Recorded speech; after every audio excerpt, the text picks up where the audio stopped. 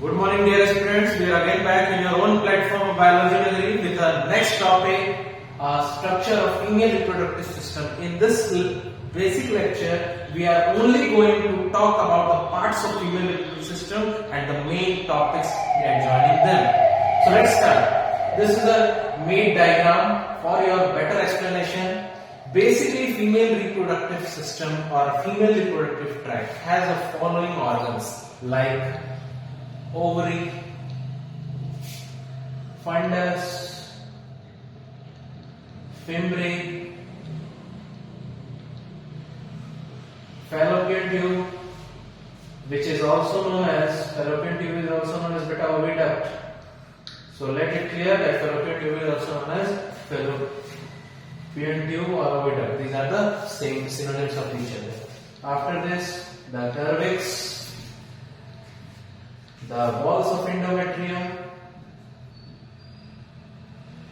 Basically, these walls are tri-layered. There are 3 layers of this. Basically, this one. I am talking about this. These are the layers of muscles. They are the accumulations of the muscles accumulation over there. Okay. Walls of endometrium, fimbriae, fundus, ovary. Okay. Vagina, which is also known as female external genitalia. Vagina is also known as female external genitalia. Why? Because this is the only one part of female reproductive system which is found at the very much outer part of a body cavity. Okay. Either these, rest of these are inside the body cavity. Okay. So this is called female external genitalia. In case of males, what was that? Yes, penis was the male external genitalia, because in all male reproductive part, only penis was a part which was outside the body cavity. Okay, but there was also scrotal sac which was outside the body cavity. That was the next topic of our next video. In a next video, I will try to elaborate the male reproductive parts. Okay, but in this video, we are only going to talk about the female reproductive. So basically, what are the functions? Let's go on diagram. These are the ovary on the both sides. So it means there are one pair ovary, 1 and 2.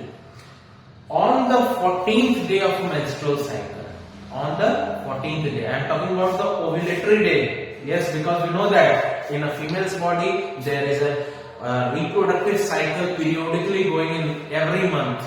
I am talking about the menstrual cycle. So in the menstrual cycle of basically 28 to 30 days, on the 14th day, that is the day of ovulation. It means, what is ovulation? Ovulation is the releasing out of ova from the ovary. Okay. So on the 14th day, these ova are going to release, and these ovary are going to release the ova on 14th day of menstrual cycle.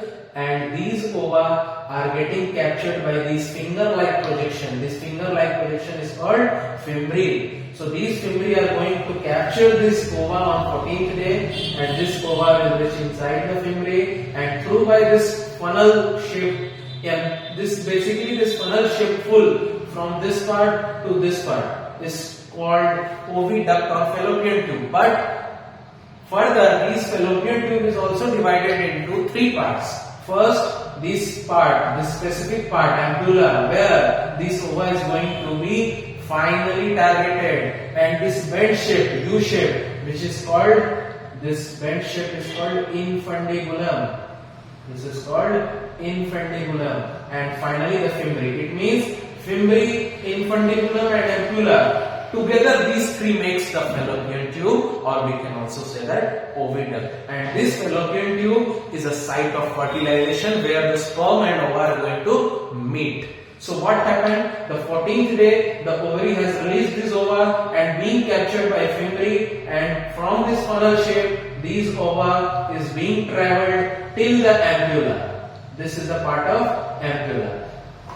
And forward from this ampulla, this will not go, because till ampulla, 3 days resting period of ova, in which the ova is being resting for 3 days, basically 14th, 15th and 16th day of menstrual cycle.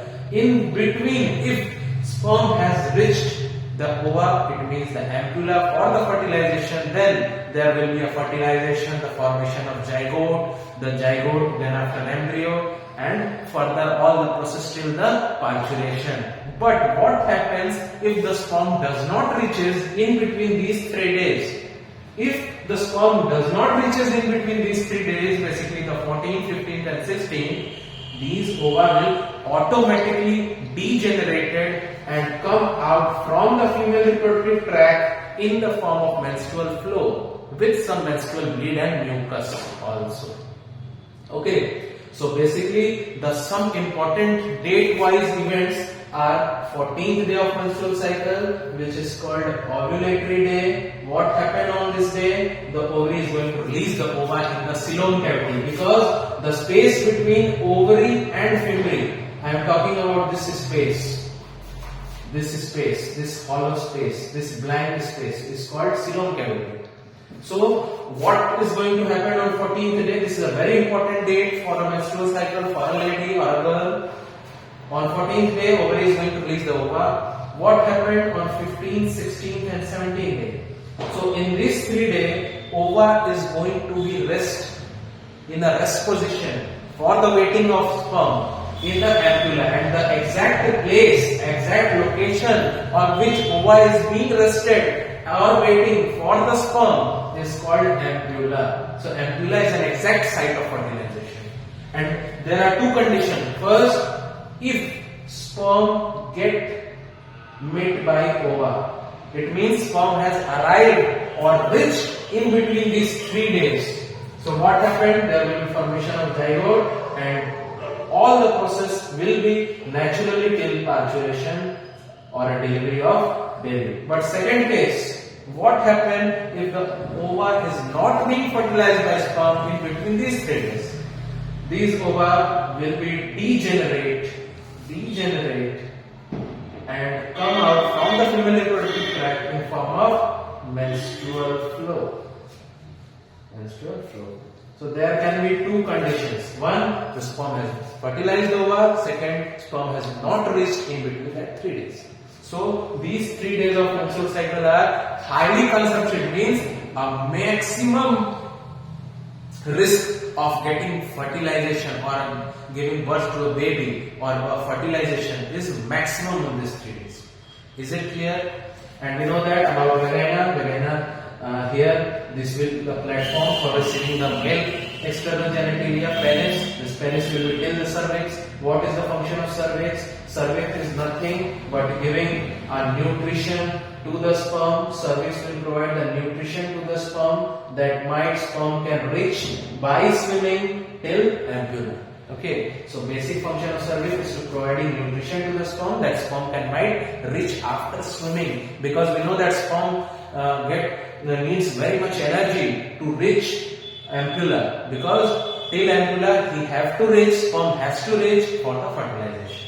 So cervix will give nutrition in the form of fructose. Basically, cervix is going to be provide fructose to the sperm, and in form of fructose, sperm has got the energy, and by that energy it will reach the ampulla. So this was the vagina, this was the cervix. Coelom cavity, and the space inside the female reproductive tract, this is called uterus or uterine cavity or womb. Basically, this is the space where the embryo is being developed into a baby. Okay, and this is the fundus. Basically, we have covered all the parts. Okay, so in next lecture we will talk about the male reproductive system and further. So being continued in my channel. Thank you.